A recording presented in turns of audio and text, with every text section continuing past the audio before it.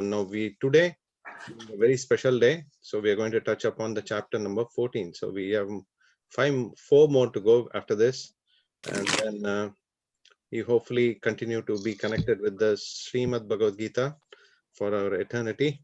But to start with, I wanted to just quickly go through what's been done yesterday. Can anyone remember the topic name or the header of yesterday's section? Nature, the enjoyer, and consciousness, wasn't it? Excellent. I think only Just Prabhu is reading. What about the rest? I watched some of you this. I Okay. missed it yesterday, but I watched some of you, Vishal, this afternoon, and you were talking about resolute determination to do this to please Krishna, weren't you? Correct. Yes. So this resolute determination is extremely important, and we need to have that all the time, not just for one day or 2 days. It's all through the day. This resolute determination will come actually. Krishna in the heart is going to actually push us to get to that level of resolute determination, because the entire concept of Krishna consciousness is like a train, push and pull engine. Yeah, it's not that we alone do the job. It's a teamwork. Krishna does his part, we do our part. Spiritual master makes sure that the coupling is strong enough that it doesn't get lost, and many other things happen in this progress. So because of that, the way in which Krishna consciousness, especially in this way in which we practice, let's put it that way, the way in which we practice needs a resolute determination to continue with our daily routine, because it's not easy stuff. It is a very challenging situation every day in, day out, and most of the time we come into some kind of a conclusion that whatever we follow is the right path. But unfortunately, it may not be true. It can be true also, but most of the time it is not, because Shastras explain that there is a strong cheating propensity for the living entities. We know that there are 4 defects, right? If you go to the first chapter, or rather the preface and the introduction of Bhagavad Gita, Prabhupada explains that every living entity carries 4 wonderful defects. These wonderful defects are the ones which actually take us away from Krishna in one way. Can anyone tell me what are the 4 defects we as living entities have? To be illusioned, imperfect senses, to cheat, and there's one more. The propensity to make mistakes. Propensity to make mistakes. So this constantly what happens, because of that, our resolute determination gets very diluted. It is not ready for it to accept in such a framework that whatever Krishna is putting into our system, immediately we get to a rebelling state.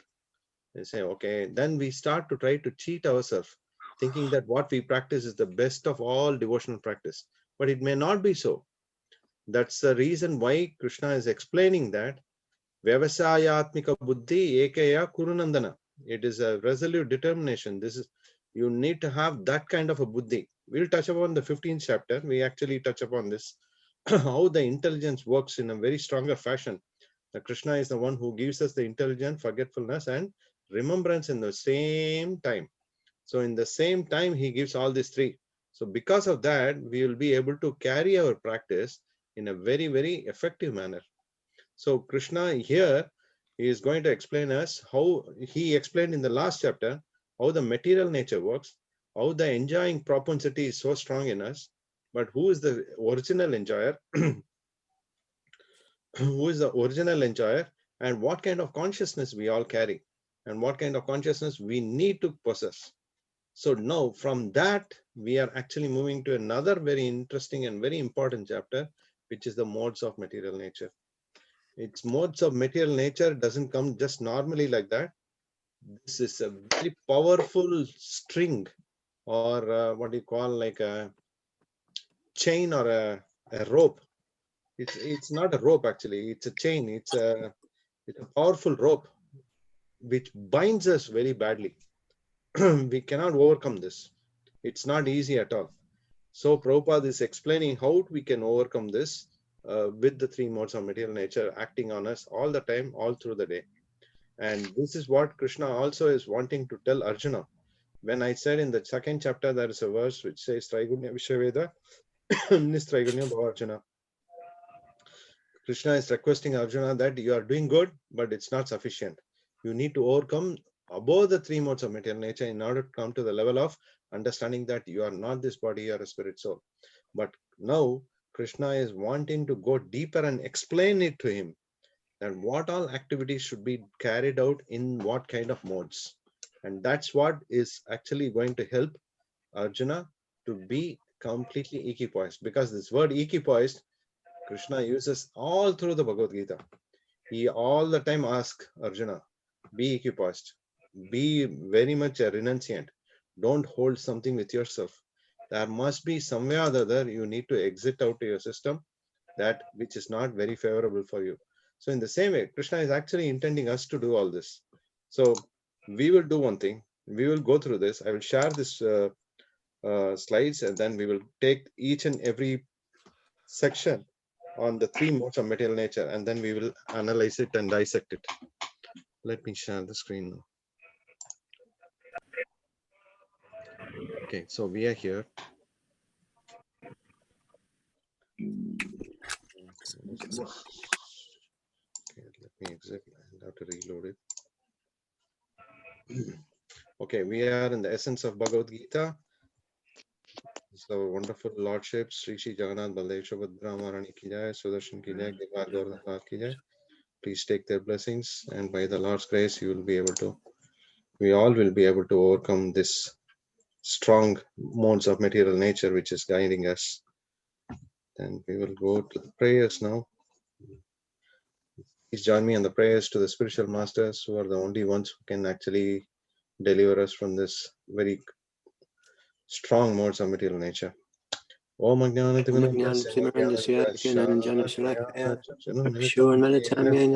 Tasmai Shri Gurave Namaha. Om Vishnu Padaya Krishna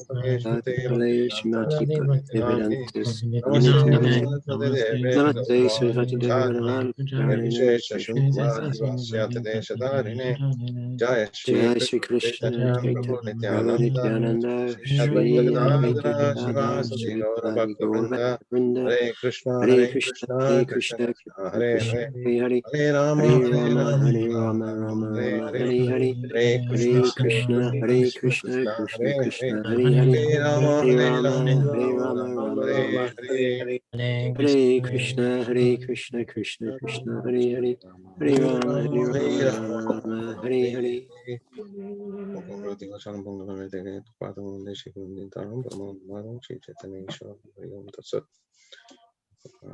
Hare. This is dedicated again to Srila Prabhupada, His Divine Grace A.C. Bhaktivedanta Swami Srila Prabhupada, founder Acharya of ISKCON, International Society for Krishna Consciousness. We have a beautiful quote again from Vaishnavaya Tantra Sara. It speaks about a beautiful element of inspiring us to touch upon Bhagavad Gita all the time. Devaki Nandanaha Krishna Gita Patena Tushyati Yata Naveder Danena Yajna Tirtha Pratadabihi. The son of Devaki, the Supreme Lord Sri Krishna, cannot be satisfied by anyone's study of the Vedas, charity, sacrifice, pilgrimage, or vows, as much as he is satisfied by the devotional recitation of Bhagavad Gita. Just by simply reciting the Bhagavad Gita as much as we can, even the translation, even the purport, right? Krishna is extremely pleased. So much so that you don't have to do any kinds of austerity, charity, pilgrimage, reading the Vedas, and taking some vows for our atonement. Nothing is needed. So powerful this Bhagavad Gita recitation is that we just need to just connect it with Bhagavad Gita. So today we have this wonderful chapter, three modes of material nature. The understanding, the conditioning of the three modes is a very powerful tool to assist us in the path of self-realization, which is a fact. You can see a beautiful picture of how the modes are being handled like the puppeteers, and we are stuck with the different modes based on how it is. But Krishna is not inside the modes of material nature. He is beyond. Narayana Paro Vyaktyat. We'll come to that. Sarva Yonesha Kaunteya. This is a very powerful sloka. The 14th chapter's 14th verse is very, very important. Tasam Brahma Mahadyonir Aham Bija Prajapitaha. Krishna is straightforward telling that it is to be understood that all species of life, O son of Kunti, are made possible by birth in this material nature, and that I am the seed giving father. It's not that the material nature is giving birth to us. Just like there is a statement in the Shastras that the rice does not deliver scorpions. You can see a lot of scorpions in rice. That doesn't mean rice is delivering the scorpions. It is the material nature which is actually holding the living entities. But who is the controller? Who is the father? The seed giving father is Aham Bija Prajapitaha Tasam Brahma Madhyonir. Because we are holded by the material nature, but Krishna, the Supreme Personality of Godhead, is the only one who knows how to handle situations. And he simply by glancing over the material nature, he impregnates. Angani yasya sakalendra vrittimanti pashyanti panti kalayanti chiram jaganti ananda chinmay sadujjvala vigrasya govindamadi purusham tamaham bhajami. Brahma Samhita beautifully explains this. Just by the glance, Krishna's forms, Krishna's pastimes, Krishna's body, Krishna's actions, Krishna's eyes, everything has it is a multitasker in its own. Everything, just like how Krishna can eat by seeing, we can't eat by seeing. We have to put our food into our mouth. But Krishna just eats by seeing. Krishna just by his glance, he impregnates the material nature. So these are possibility only by Krishna's grace, because he is the decision maker, he's the controller of everything. That's why he broadly proclaims to Arjuna, saying that I am the seed giving father. Make that as a statement for you. Keep that in mind. So there are three modes which we know already: Satguna, Rajas Guna, Tamaguna. Means mode of goodness, mode of passion, mode of ignorance. So when the eternal living entity comes into the contact with the nature, Almighty and Arjuna, he becomes conditioned by these modes. This is a fact. Everyone have to go through this factor. You cannot escape. Moment you are into this material energy, material nature, automatically you are put in either of these three buckets. But generally it is a combination of these three most of the time, all through the day. But most of the time, we are in the mode of passion and mode of ignorance. But devotees and pure devotees, they don't come into passion or ignorance. They are all the time in Shuddha Sattva. Actually, they are in Vishuddha Sattva, which is beyond the material nature, beyond the mode of goodness. It is called the super goodness. So, but however, you can practically see that every living entity in this constitutional cosmos, the element here where we are present in the material world, we are entitled to go through these things. So we have to be very conscious about it, that we are not the doers, Krishna is the doer, but we are put in this kind of a situation where we get stuck in a specific mode. It can be one of these modes, or it can be in the multiple combinations of these modes all through our days. So that is three modes: goodness, passion, and ignorance. What are they? Goodness constitutes to what? Purity, knowledge, truthfulness, non-violence. Passion constitutes to activities all the time. It's like a karma yoga stuff. All the time doing something, something. Very lusty, hankering for many things. All the time you need to anchor. I want to do this. I want to achieve this. I want to go there. I want to come here. I can't be stationed and stable in one place. That's Rajas. And Tamaguna is much more worst. Ignorance, darkness, violence, envious, very, very lethargic. So they don't want to do anything on their own, nor they would want to inspire others to do anything. They will not allow others also. They are in such a negative field. The field of negativity is extremely strong in them, that pushes many people in the mode of passion also into ignorance. It pushes in, but that's why they are in a very mode which is actually pulling everyone down.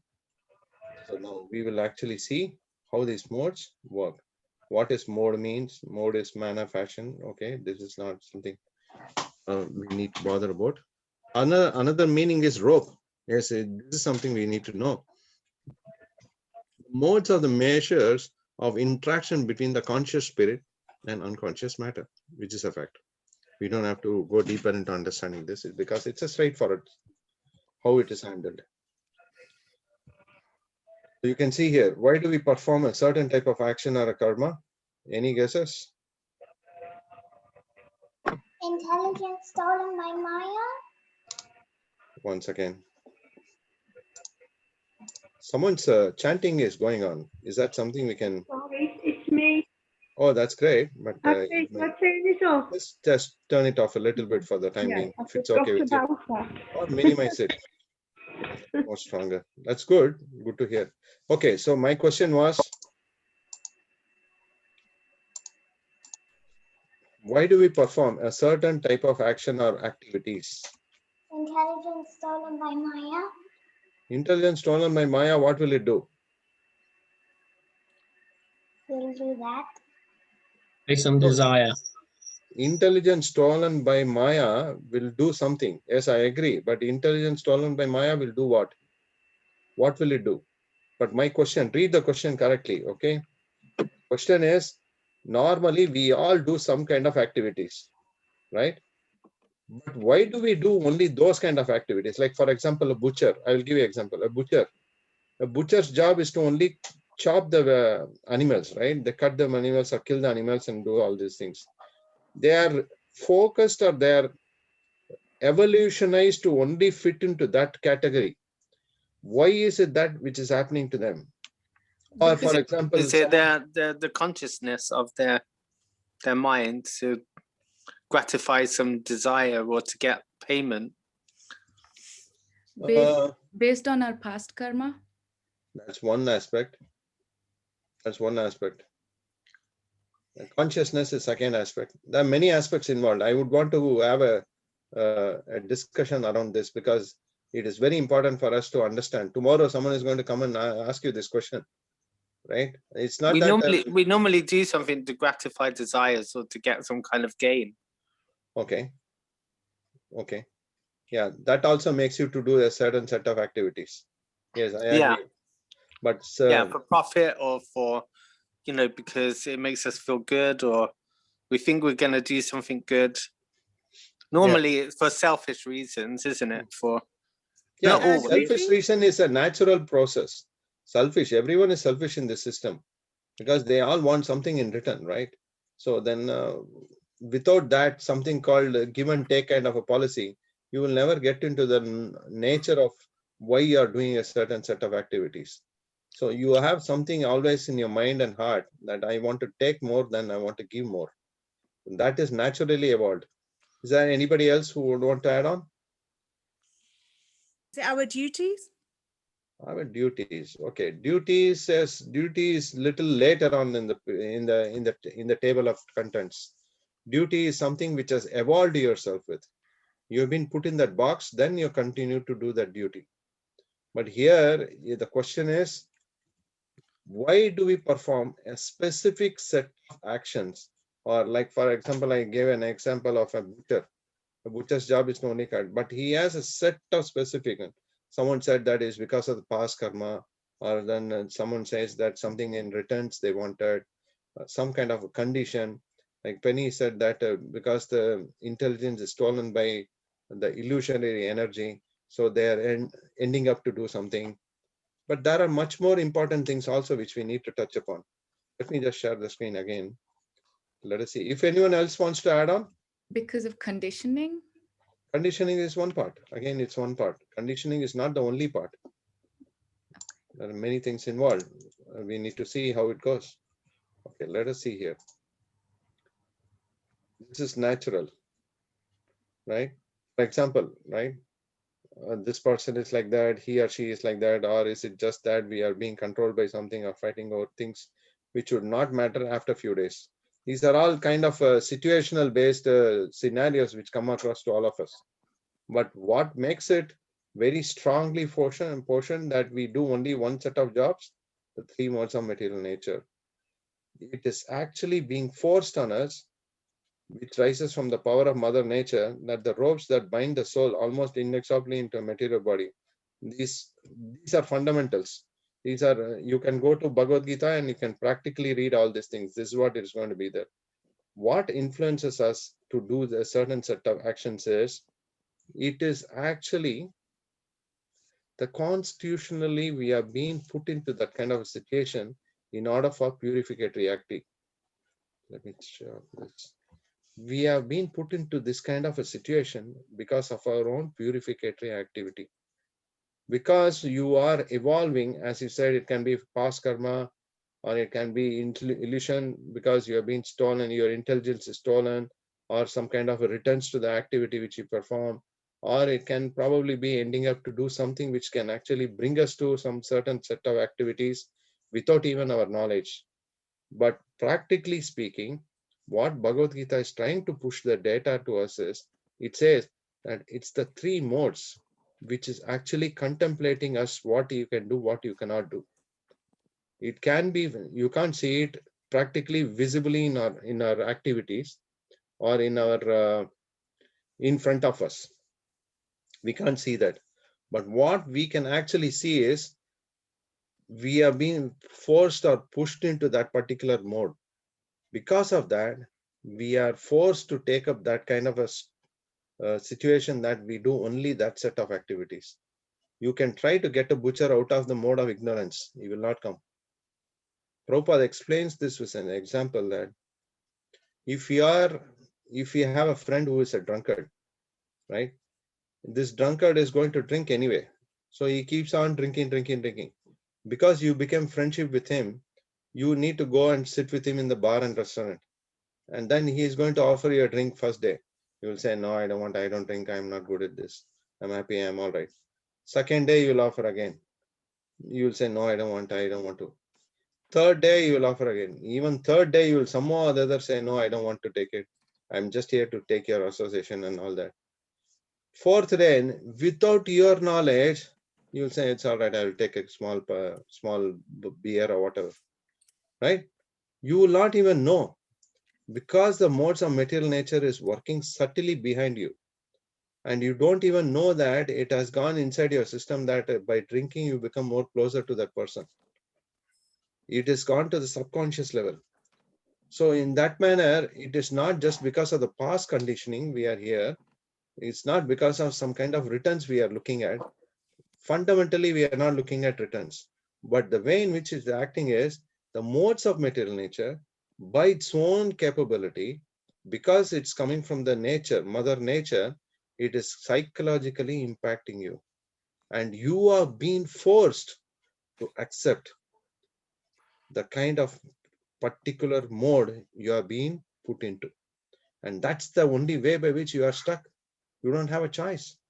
And because of that, you are not able to overcome them, and you become a drunkard by yourself without even your knowledge. So Shastras explain this, that this entire modes of material nature is actually controlling you at every moment, every step. And we will not come to know. It is not that it's easy to see it.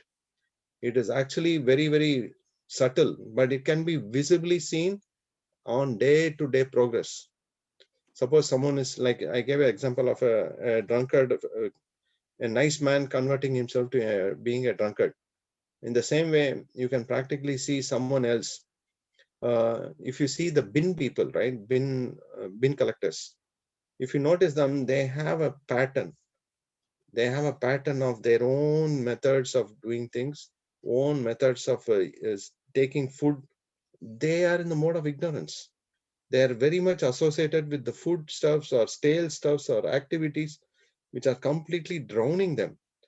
But they don't bother about it. They just do it as a matter of duty, as someone said, right? Like Mataji said, it's not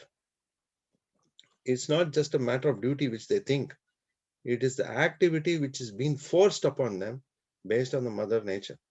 So you need to accept it. So for example, if that is the case, if a Brahmin, he can practice Brahminical qualities only if he is allowed to do so. That is why Krishna is saying, I am the seed giving father. That means to say, the Supreme Lord is going to give you a birth to make sure that you are in that particular mode.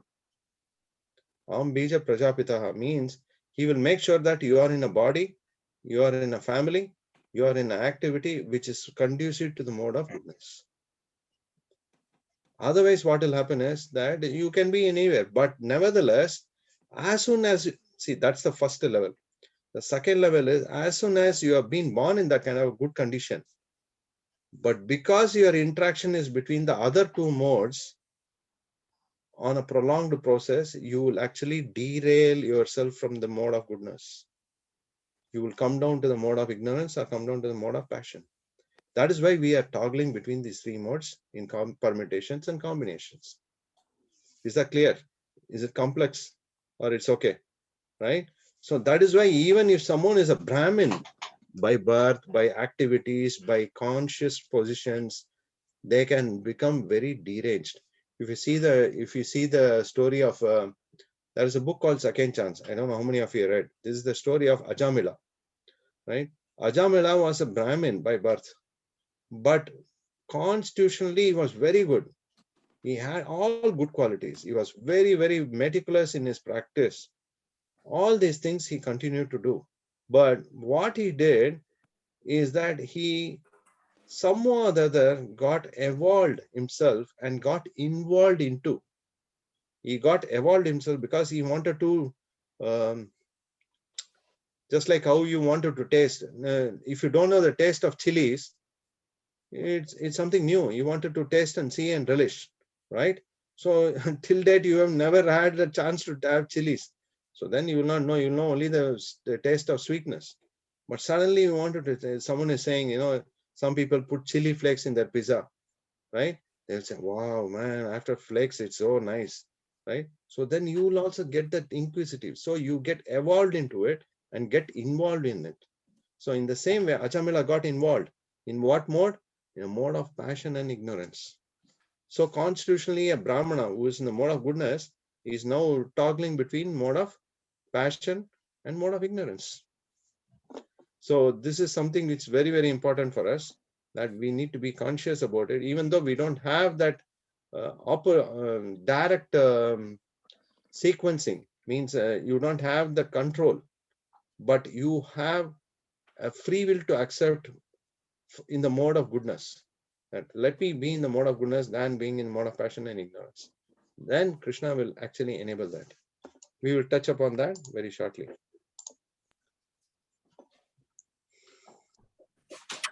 Okay, so these three modes are very interestingly intertwined into three stand strokes, wherein each of the strands are battling with one another for supremacy. These modes are exerting psychological influences on us, right? Thereby impelling us towards certain set of actions. Okay, this is like this. So you can see it practically here. They're like puppets. We are all like puppets, and then the puppeteers are making sure that we are in different modes and we are being pushed, pulled, and moved, and here everything is done very subtly. We can't even know it, but it's happening at a very cosmic level. We are actually being influenced. So what are the differences? Mode of goodness, mode of passion, mode of ignorance. You can see these combinations in which what we are actually going through, right? We all have this goodness, we all have passion, we all have ignorance in certain proportions, but we get into this permutation combinations all the time. This is something very, very difficult. But whereas the pure devotees, they don't have this passion and ignorance at all. That's just out of their system. They are all the time floating in the mode of goodness. So you can see, oh sinless one, the mode of goodness being purer than the others is illuminating. We are actually seeing the traits of it, right? Traits of what is mode of goodness. It frees one from all kinds of sinful reactions. Those situated in that mode becomes very conditioned by the sense of happiness and complete knowledge. This is the quality, the traits, the kind of food they eat, the activities they perform, their appreciation for things, their gratitude, their intelligence, all are very refined in its sense. You can see even the food which they are taking, like fruits, milk products, vegetables, fresh ones, all these kind of things. So you can practically see how grains, all these things are actually the ones which will constitutionally make the person very happy and also completely in knowledge. But whereas the mode of passion is completely into the unlimited desires and carrings. The longings are too many in number. And because of this, the embodied living entity is bounded by the material fruitive activities. They wanted to go and achieve, they want to think all these things are something what they want to be, because they are associating with them to be, I'm this body, I'm not the spirit soul. Because of that, they wanted to go on with unlimited desires, unlimited cravings, and they get entangled very badly. So then they can't do anything to bound. They're completely binded by the strong ropes of this. And tamoguna is natural, born out of ignorance. It's completely in delusion of the embodied living entities. The result in the mode of ignorance is complete madness, indolence, and sleep. It really, really puts you in some corner of the world. You can't even come out of this. This person who is lying down, we may feel very pity on him because he's like a homeless. He's lying down in a corner. But practically speaking, you are not the one who is deciding him to be a homeless. He chose, the material modes have already decided that he needs to be in that kind of a mode. So in this kind of a situation, someone is put into that area, unless until there is some kind of a extraordinary effort by someone else to make him come out of the mode of ignorance to the level of passion, these people cannot come out of this. This is a mega slumber without your knowledge. So this is why it is very, very difficult to get these homeless people or vulnerable people to, it's not we are against them, but unfortunately we are not seeing them as this body. We are looking at them as spirit souls. So especially the Krishna Prasadam, the Food for Life programs which is happening around the world, it is actually helping them so much that Krishna, even though is so costless mercy, he is showing on these people, right? According to the Vedic statements, homeless people and the vulnerable people of this nature are considered a discard. But in spite of that, Krishna is so merciful that he makes sure that at least he makes sure that his prasadam is served to them. So that is why all glories to the Food for Life program people, devotees who are going out of their way to help all these people. And we should, because Annadana is Mahadan.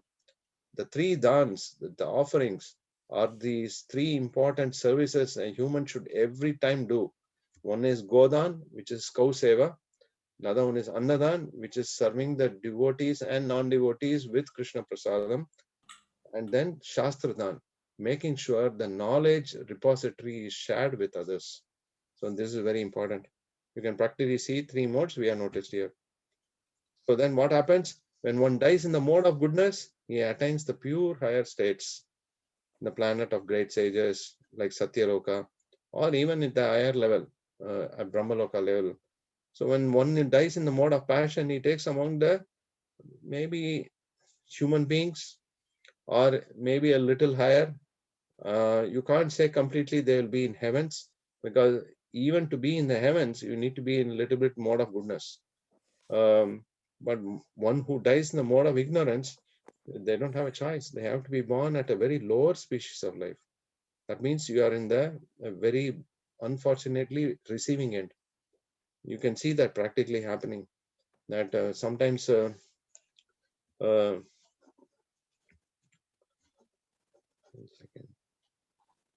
sometimes we notice this kind of situation in our own house. So we should not feel bad to this.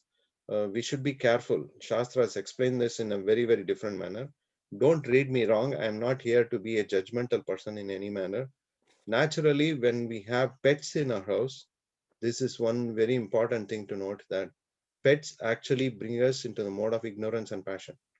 So this is the shastrical evidences which are actually speaking. So we need to be careful about it. That's why we don't deal or attempt to be with many kinds of other living entities. We don't. That's why Prabhupada says in the Bhagavad Gita that we need to be very conscious about dealing with our own business, and you should not go and touch upon others' business. So Shastra has explained this very, very constitutionally, that you need to attempt yourself to be in the mode of goodness all the time. At least try to be in the mode of passion, but don't be in the mode of ignorance. Let's go forward. Okay, so you can see. Can anyone tell us what mode of goodness or passion or ignorance these people are in? These are terrorist people. Ignorance. Huh? Mode of goodness. Passion. Mode of passion. Anyone else? Ignorance. Yes, they are in the mode of ignorance and passion. Why do you say so?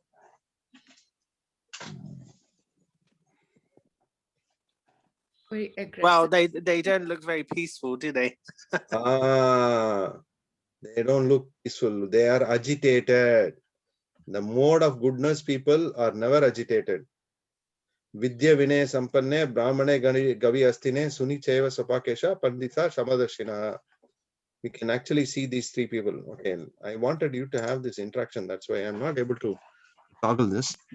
See, you should understand this. We go by the traits, we go by the Shastras, we go by the sadhus, we go by the Guru.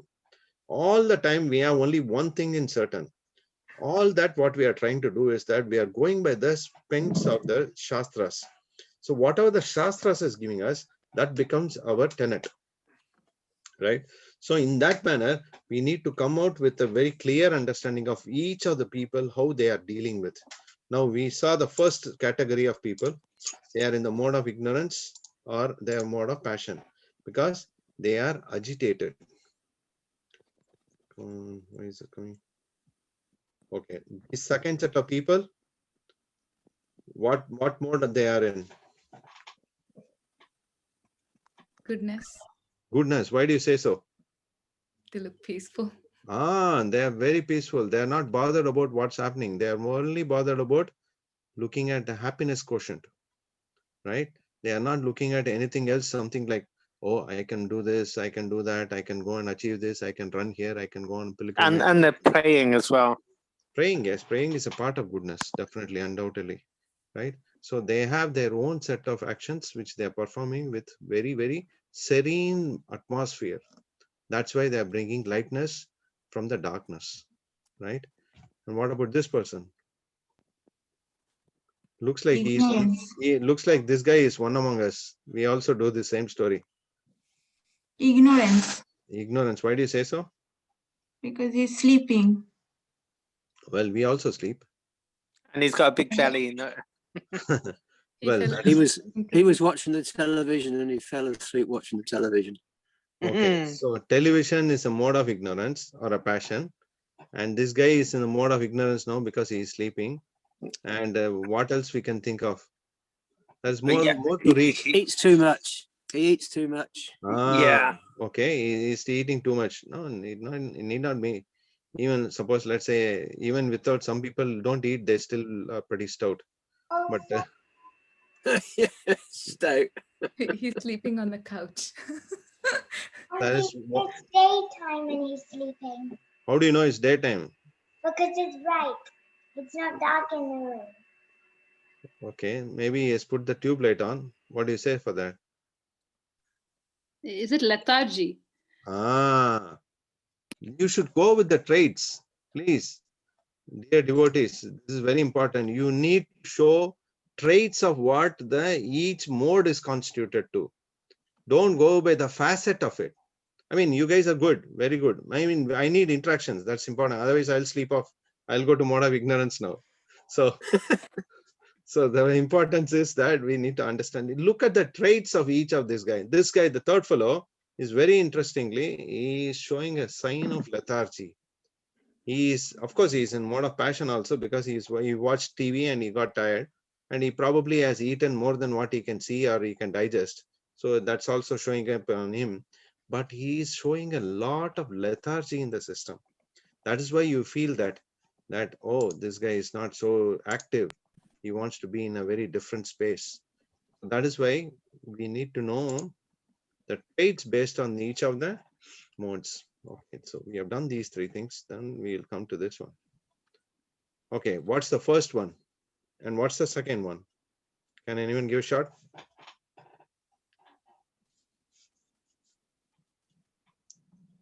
Am I audible? Yeah, Yeah. passion. Okay, passion. Okay, great. So what is the first photo? Passion or goodness? Peaceful. It's goodness. Okay, what about the second one and third one? The third one is passion because it's money and second one also is passion. Okay, what about this? Passion. Passion. Someone is looking at some kind of reward for the career path, wants to jump from one place to another one. Passion. What about this guy? Passion. Okay, clear. What about this one?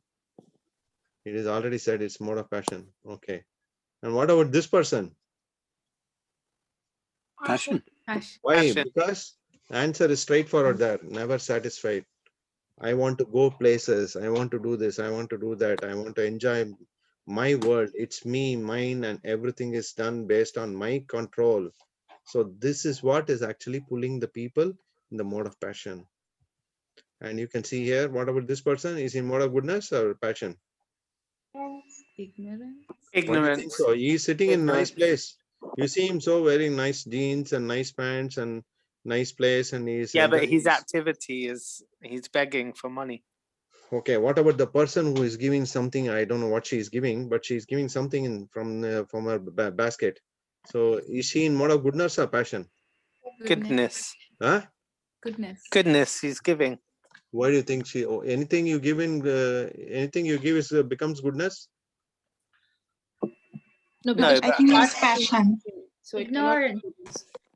Oh, I'm getting 3 answers. Very interesting. Thank you for that. Ignorance. Okay, let's see who is saying what. Let's come to this dialogue. Okay, now someone said it's passion. Someone said, I think I heard just very clearly, just said mode of goodness. Okay, now because she was giving. So someone said mode of passion. And now someone is saying mode of goodness. So the lady, I'm not talking about the person who's sitting there. Of course, he is sitting in the mode of ignorance, straightforward. That we all understood. But what about the person who gave? Is he in mode of goodness, passion, or passion mode? So this is something you need to come to a clear understanding. Is he in mode of goodness, passion? Is she in mode of passion, ignorance? Or it is she depends passion? what kind of giving it is actually. Okay, Because let it us say could that be let us say she is giving a very nice, maybe a 10-pound worth of M&S stuffs or bags or t-shirts or whatever. if she's what given is- prasadam, then it's goodness. Even if it's prasadam, it's not in the mode of goodness, because she would not be giving it in that way if she is in mode of goodness to give. I don't know then. I'm confused. Oh, and that must be a combination, permutation. So you need to know it, because that's where the trick of trade is. You need to know this very clearly. Well, what because- is it then? Is it what mode is she in? Prabhu, even I don't know. I wanted to know the answer. That's why I'm putting it across to all of you. Otherwise, I would have been in a cool state. I'll say the answer and keep going. Why am I spending so much time on this subject? Because I need to know it. You need to know. I need to know, because this is very important. Which we Doesn't Krishna say at the No, no. end of the Gita listen, that listen. The reason why I'm saying this is because this is a day in and day out activity from all of us. When we go to the high street, we naturally give the small donation, right? If someone is sitting in the corner, he's saying that please spare a change. What do you well, do? your mind immediately says goodness because it's a good thing to do. But To give a money is goodness, but you got to be careful. You got to be very careful when you give it to someone who is in the mode of ignorance. Actually, they will pull us down to the mode of ignorance by giving that small donation, which you feel is good. From your angle, you are thinking from a very good heart to give it to someone wantingly, needingly, and caringly. But that is the biggest fault which we are trying to do. That is why Shastras explain, if you, actually you go into the Bhagavad Gita shloka, it explains that we need to be careful even when we do a small charity. You need to do it in the mode of goodness, but not in the mode of ignorance and passion.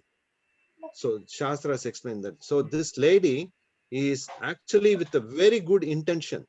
From her angle, it's a very good intention. She's probably giving some food stuff, or she's giving a t-shirt or whatever, right? From her face, it is mode of goodness. But practically speaking, she's in a mode of ignorance, not in a mode of goodness. So why she is in the mode of ignorance is because she has acquired to not go. Anyone who thinks, right? Let's assume this way, straightforward language. Anyone who thinks, they think that it is mode of goodness. It's a fact. If anyone thinks, that means they are in the mode of goodness. Anyone who does it from their brain, not from their heart, is in the mode of passion. Anyone who doesn't think, they just simply do it, is in the mode of ignorance. So this lady is not thinking from the heart. She is thinking from the mind. Because someone else is giving, she probably also thought that I will just give it. So by giving so, what happens is she becomes into the mode of ignorance, not even at the passion. She starts with passion, but she is getting pulled into the mode of ignorance. I gave an example of that guy who was sleeping, right? That generally they are the people who pull even the mode of people who are in passion towards ignorance, right? So this is the example which we are looking at. We will touch upon this. So one more slide, touch base. We have quite a lot to cover, huh? But let's see. Jai Jagannath. Okay, we saw this. There's someone here who is doing a lot of things. So this person is in the mode of ignorance and is in the mode of passion. She wants to buy a lot of things, but is she going to use all of them? That's a very, very choicy, very rare choice. Third person, someone is, I think, stealing the bag, or someone is pulling the bag or something like that. So that person also is in the mode of passion and ignorance. Again, someone is making money or making more money kind of thing. That's in the mode of passion. This person is straightforward, is a mode of ignorance. He is not in his own element. So which is straightforward. Again, same story. It happens to all of us. Is in the very angered mood, very, very wants to do something very unnatural. So that's in the mode of ignorance. So this is the same story, what we are doing. So these are the kinds of things which can actually do harms to your body and to others. Now we will actually read through what is the traits of each of the ones, right? In the mode of goodness, you have a strong sense of happiness, strong sense of satisfaction, knowledge, and superiority. That's the close-knit force. You are actually being binded by that force because that's the force which actually holds you in that mode of goodness all the time. So what is the trait? What is the characteristic by that? They are constantly in good knowledge. And they don't actually have any sinful reactions to them because they are very well settled. So the result will be a very pious personality. So we'll go and come to the next one. That is a passion. So what in passion is pushing them to? They're pushed by the attachments to the fruitive actions. The more they do, the more they want to do, and more and more and more and more. There is no limit to it. There is unlimited thoughts and activities performed in the brains, and as the brain is the repository of all thoughts, it gets kept on pushed. So, and just not that, because they have a sense of desire, which is unconditionally unstoppable in its nature, flowing like a river, their attachment to every action they do is binding them. So the characteristic which comes out of that is very intense, very unlimited desires and carrings, the great attachment to every single activity they do. Their activities are always fruitive in nature, means there is always a return of investment which they look for. For every action they do, they want something in return. So inadvertently, the result will be misery. Why? Because their expectations are never set. Their expectations versus what they actually achieve is completely topsy-turvy. So then the third mode is ignorance. The ignorance is simple, straightforward. Someone is completely in madness because they don't know the judgmental capabilities. They're lethargic, lazy, and they sleep a lot. Normally they sleep around. I've seen when we were in college, some of my classmates in the hostel, they used to sleep more than around 12 to 14 hours. So I was wondering, how come these people are sleeping? What do they do by sleeping so many hours? I was wondering, what do they do? See, normally, as a devotee, what happens? If you sleep, say 5 hours or 6 hours maximum, your biological clock will actually tick you and say that I think it's enough. My battery is fully charged. Get up and chant. So this is the way a goodness person or a mode of super goodness person reacts to. But whereas in the mode of ignorance person, okay, that's fine. I will take another few minutes and I'll get up. And then after a few minutes, it's say not now, later. And the way in which they do it, and after that they'll say, don't worry about it. I'm a free bird today. I just want to relax. I have worked very hard for the rest of the week. So what happens? These kind of thoughts bring them to a delusion. They are in the darkness. They are not able to come to the right. They are in madness and they are completely uncontrollable in their system. So this will bring them only to a negative feelings of foolishness. That's why they are in a mode of ignorance. So this is what Krishna consciousness explains us with these three modes, that sometimes the mode of goodness becomes prominent, defeating the mode of passion and ignorance. Sometimes the mode of passion defeats goodness and ignorance. As I said, the combination. At some other times, the ignorant defeats goodness, passion. In this way, there is always a competition for superiority. So what do we do with this mode of nature? We need to understand the supremacy of the nature. Mode of goodness is always knowledge. Mode of passion is more of attachment, uncontrollable desires, intense endeavors. We practically see when we work in office, Prabhupada explains this word called papa baba ma, parishrama. We work like as if like donkeys. These donkeys, this is called papa baba ma. This is you can see in the introduction, Prabhupada explains beautiful. He explains this. So this is parishrama pena, means you work. If you see the donkey, just for the small carrot which the owner tries to give, even though he doesn't give the carrot immediately, he will hold a stick in the corner and show that carrot and then keep it going. So there's donkey also thinks, oh, just have few more steps, I'm going to get the carrot and I'm done it. I've achieved the success. So the carrot is shown, the donkey keeps going, but it doesn't bother about the load on its back.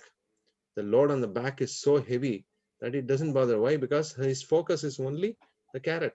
In the same way, this entire process of ignorance and passion is pushing us to get a foam in our mouth. That is what we are working for, working harder. And we end up with what? We don't even know what's the end set or end goal, what we want to achieve with. So that is why Prabhupada explains that we need to be very careful, even though we have been toggling between the three modes all the time. So ignorance is inactiveness and madness. Okay, so now it's great. We have a lot of friends here enjoying themselves, relishing themselves on a summer day. So, and then you can see practically also these set of people also enjoying in the mode of passion. And this is a wonderful argument which is going, which is fundamentally a mode of ignorance. So Krishna says, Mam chayo vibacharena bhakti yogena sevate sagunan samititaitam brahma bhuyaya kalpate. One who engages in full devotion service, unfailing in all circumstances, at once transcend the modes of material nature and thus come to the level of Brahman.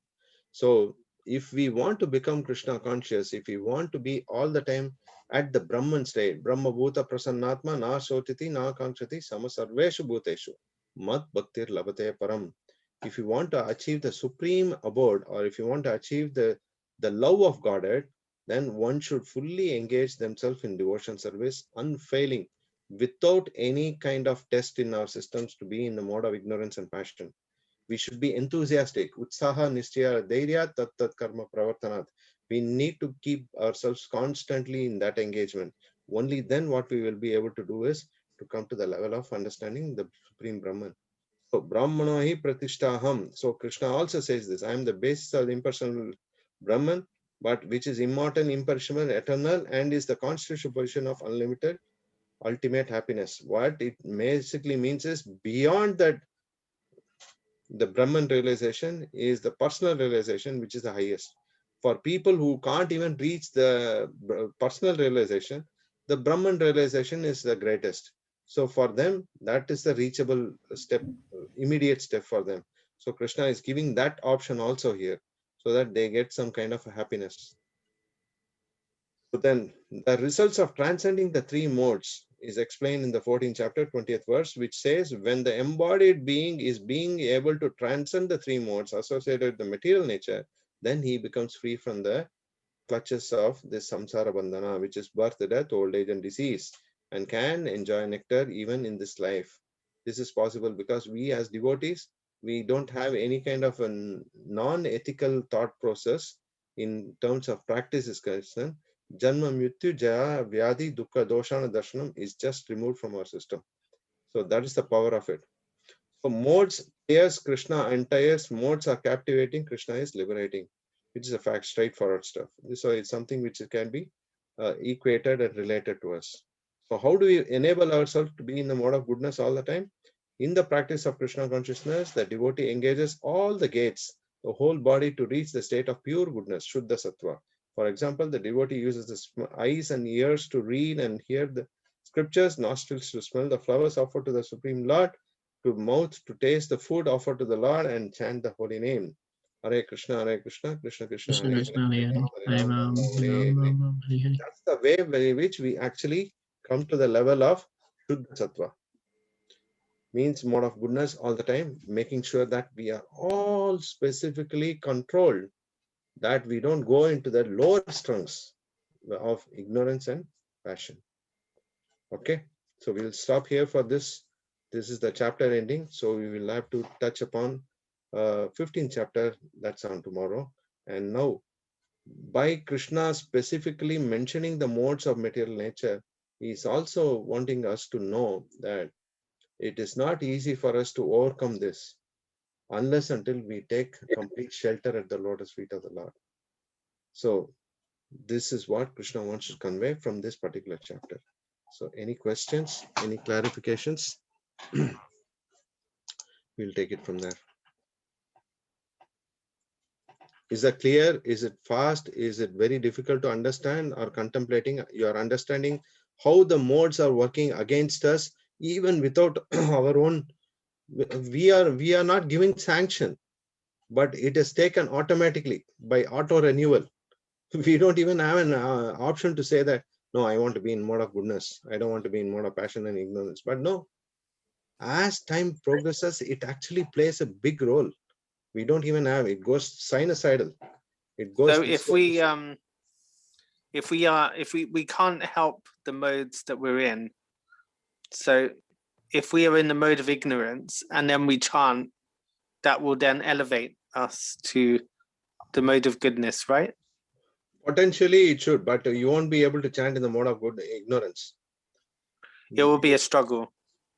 You will not even go near the struggle. The struggle word comes later on. The Okay, word, so if you in the dictionary of ignorance, the word struggle doesn't exist. Why? Because they think that it's not struggle at all. Struggle comes in passion. So if you're in passion and then you chant, then that will take you to goodness. That's a possibility. Because when you are in passion, you know that you wanted to somehow achieve your goal set. Let's say, for example, you are chanting 4 rounds. You wanted to be passionate to complete 6 rounds, right? You will do hook or crook, you will touch upon that 6 rounds. That is a mode of ignorance. You have been now you are in the mode of passion where you wanted to work hard on you, and you come to the level of goodness. So it will, but in mode of ignorance, you can never be able to chant. Imagine if you give a bead to a homeless guy, he will say, you know what he'll do? He'll say, I'm going to chant now, I'm fantastic. And in another one moment, after you just move out of the place, he'll just keep the beat somewhere in the corner. Yeah, it actually makes a lot of sense. Yeah. Because I live with 2 people in the mode of ignorance, and when I say about Krishna, they get annoyed, or they don't understand. They don't get annoyed. They do. Don't get annoyed. What they do is they wanted to just rebel against someone who is trying to give them good advice. You got it? So that's not, it's not annoying. They don't want to accept anyone's good advice on them, because they feel that you're actually forcing something onto me. Why I should take it? I mean, I'm not saying I'm perfect, because I'm in the mode of passion, but I'm not in ignorance. Better to be in mode of ignorance than being in better to be in mode of passion than being in ignorance. Prabhupada himself says this. It's better to be in passion than to be in ignorance. So it's better. But best of all is to be in the mode of goodness. Yeah, but if you can't help the modes, and it is possible, because you are associating with devotees, you are associating with the Supreme Lord himself, you are doing activities which are in the mode of goodness. So you can't be in mode of passion for long. That is why you need a lot of passion to work. If you are in the corporate world, you need a lot of passion to work. I know, I really don't want to work. Then you are not in mode of goodness, Prabhu. You are in mode of super goodness. So it's not easy for someone who doesn't want to. But if you feel that I don't want to work because it's just boring, then you are in mode of ignorance. Yeah, that's it. I mean, I don't see the point. Then it's a mode of ignorance. but Yeah. then I have got myself a job, so I have to do it. That's mode of passion. Keep it going. Prabhu, we've got a question. Yes, please. Tom Prabhu has raised his hand. Tom Prabhu, if you'd like to ask your question. Yeah, thanks for I was just a bit confused about, I didn't quite understand what you were saying about giving and how that can potentially be in different modes. So for example, like Food for All, when you distribute prasad to the homeless, what mode is that in, and how is it different to the picture with the lady giving to the homeless? Very good question. The Food for All people, when they are giving not something very in the mode of passion and ignorance. They are giving the food which is in Vishuddha Sattva, beyond the three modes, because that is offered to the Supreme Lord Sri Krishna. That is completely purified. It doesn't belong to this world. It's a transcendental affair. So you don't get involved in that mode transaction. See, for every action, there is an equal and opposite reaction, right? So either it's karma, vikarma, or akarma, correct? We go into the previous chapters. So now we come to that one. So now when you're sharing that food, first of all doesn't fall in the three modes. The moment you give that food to someone else, that becomes Krishna Prasadam, which is in the Vishuddha Sattva. It's beyond the three modes. Narayano Paro Vektyat. Narayana doesn't belong to this world, this cosmic manifestation. He's not in the perimeter or in the box of mode of goodness, passion, ignorance. He doesn't come under that. So the prasadam, what you're offering, that's the food for all devotees. Those who are devotees who are cooking, they have to ensure that they are not in mode of ignorance, and they are not supposed to be in the mode of passion. They should sit, they should meditate on the Supreme Lord to enable them, chant their rounds, pray to the Lordships, keep their hand in their heart and say, oh Lord, please enable me so that I become a small instrument in distributing this prasadam to the people who are desperately looking for happiness. So when you're distributing prasad, you're transcendental to the modes of. Yes. Yes. So what about when you're chanting? Are you transcendental to the modes? Provided you make that area transcendental. If you are sitting in your bed and in one place in the left hand side you are putting Guns N' Roses music, and then you are sitting and dancing here and there and then holding your beats just for the sake of lip service, which mode you are in, you decide. You got it? But whereas the Food for All devotees, they are honestly not trying to please the homeless fellows. Please understand, we are not here to please anyone. We are here to please whom? The Lord. Supreme Personality of God at Sri Krishna. So that is why all the devotees who chant, they first chant and then keep their hand in the heart and say, oh Lord, please enable me today that I can be a small instrument in your hands so that I can do some service to you, so that I can feed these homeless people who are desperately looking for some happiness. If they are not doing that, they need to do. So they become transcendental to this transaction. Whereas this lady in the picture, she is not in the mode of goodness. She is not in the mode of passion. She is in the mode of ignorance because she doesn't know. She doesn't know what she is doing, but her intent is good. So eventually, on a prolonged basis, by the grace of the Supreme Lord, by the grace of Mother Nature, she may probably understand the situation of what is the distribution, what is the charity in the mode of goodness, what is the charity in the mode of passion, what is the charity in the mode of ignorance. You're clear, Prabhu? Yeah, thank you. That's much clearer. Yeah, okay.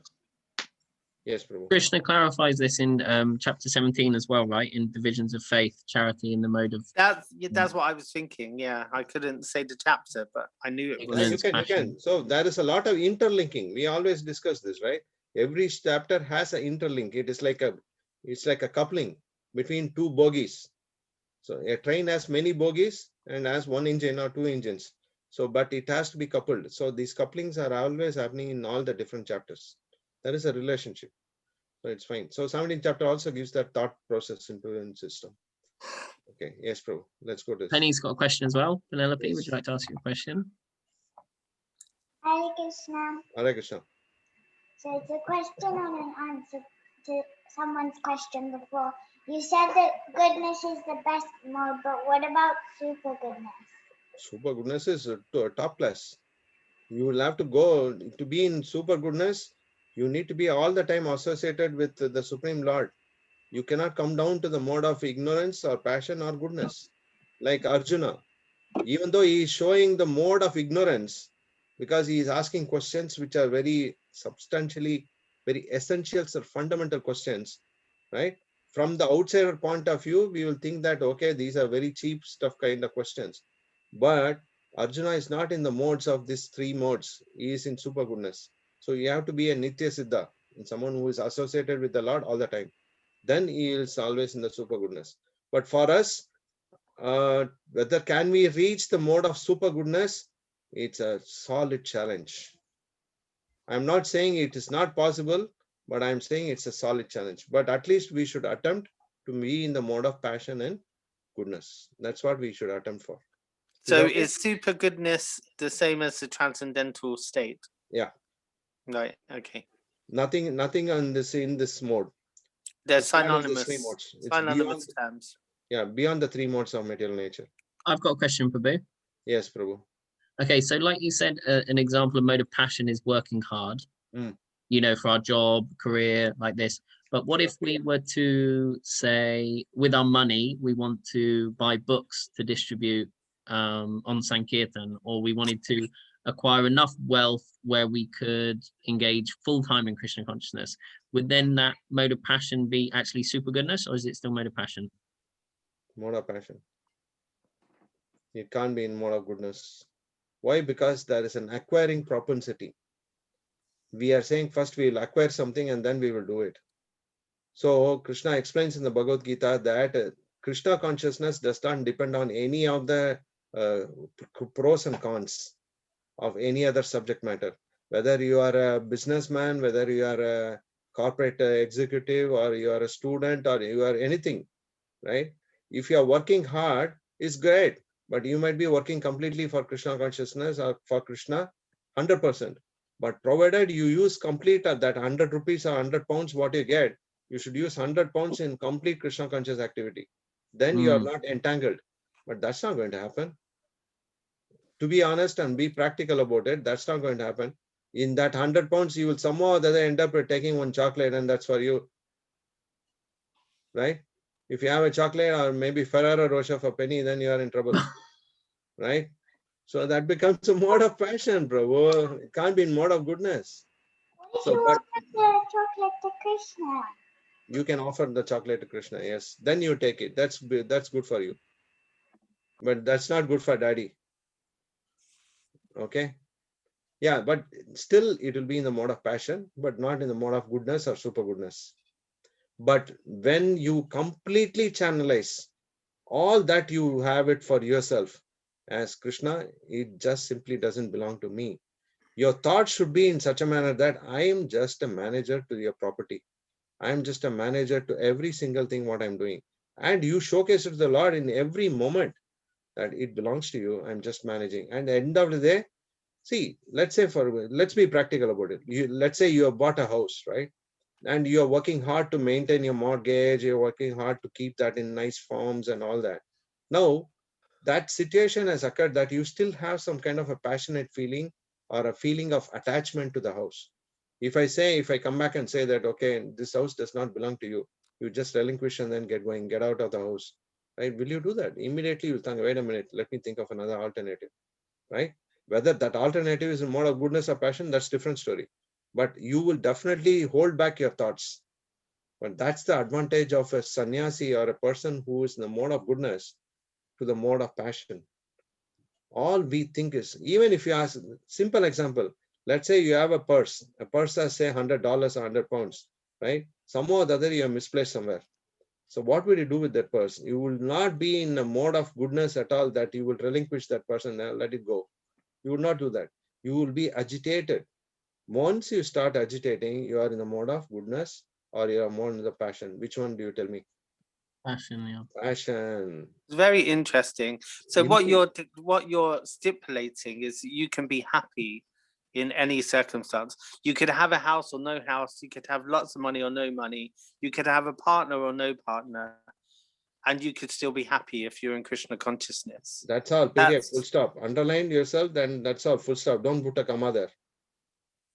That's what you're saying, right? Yes, it is. That's all. Like, for example, let's take another example for that matter, right? You are trying to see something good for yourself for a future when you don't know how long you're going to stay. So what's the point in preparing yourself? Well, for a future? I go through different stages. I feel good, and then I think, oh God, everything's dying around me, and I'm dying, and then I get depressed. Yes. No, this happens to all of us. It's not just you in that kind of a framework. It happens to many of us. Why? Because that some people showcase that. Some people don't want to showcase that. That's all it is. The idea of the entire mode of goodness, passion, and ignorance is to only to bring the best in you, right? But then I get accused of being depressive. Then if I say, oh, what's the point if everything's dying? And then I get accused of being morose and negative and depressed. No, that's because people are judgmental. They are not. You're not living for them, Prabhu. There is nothing called you live for others. You live for yourself. Swarthagatim hi Vishnu, right? Shastras explain that you live for yourself and you try to save yourself first, and then you can save others. If someone is accusing you of being depressed, it's a great thing. They are taking your depression to them, right? We spoke about a sage, two monks. One monk carrying an old lady in his shoulder to cross the river sometime back, long ago, some of the chapters back before, right? And then the other younger monk was contemplating on how did you touch that woman, right? So that's the way it is. We don't live for others. We live for ourselves to be first stronger in our practice, and then you start helping others. Right. Yeah, that makes sense. Yeah. Cool. Okay, Prabhuji. Is there any other questions, Prabhu? Or it's good that we stop here? If anyone has any more questions, otherwise we'll conclude today's session. But I would want you all to go back and then read through each of the verses and come out with the questions or doubts if in case you have. You need to spend some time with the books of Bhagavad Gita, pages of Bhagavad Gita, and this particular, especially the mode of ignorance, passion, and goodness. Of course, we'll touch upon in 17th chapter also, but how the charity works, the mode of goodness charity, mode of passion charity. Somehow Krishna is giving us the intelligence to become connected with something which is more conscious about ourselves. All these attempts are to be conscious about ourselves, of what we are trying to do, whether that's helping us, whether we are able to overcome them. That's all it is. Okay. Okay, Prabhu. Yes, Prabhu. Can we stop here? Is that fine? Thank you. So can I just add something? So if you have any question for Vishal Prabhu, you don't want to ask, you can either message Pratap Maya Prabhu or me, and then we will ask Vishal Prabhu directly. Or you yeah, we post can on the- provide his number or email. Yeah, indirectly. whatever you would prefer. Yeah, Yes, we can that do is that good. for you. Yes, most welcome. Thank you. Thank you, update. Thanks, Kusum. Thank All you. right. Srila Prabhupada ki Hare jai. Krishna. Tantra Shri Bhagavad Gita ki jai. Yeah. Thaigo Premanande. Once Once again, meet tomorrow. Tomorrow, once again, very important. Tomorrow is the chapter 15. Please focus. You can do some small quick homework. Prepare yourself, all the shlokas of the 15 chapters, so that you are aware of what is the other ones, and then you come back. Okay. Thank you very much. Hare Krishna. Hare Krishna. Hare Krishna. Hare Krishna. Hare Krishna. Hare Krishna. Hare Krishna.